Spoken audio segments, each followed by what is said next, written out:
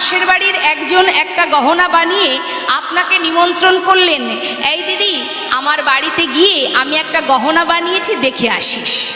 আপনি গেলেন, যেদিন দেখলেন ঠিক তার পরের দিন কি আপনার আবার মনে হবে যাই তো আর একবার দেখে আসি?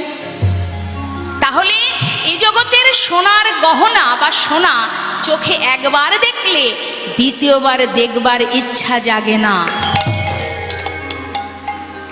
কিন্তু যদি আমার গৌর সোনাকে কেউ একবার দেখে,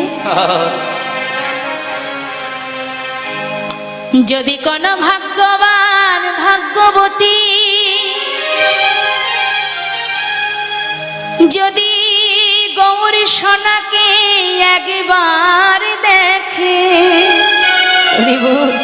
মা তার দশা কি হবে গো?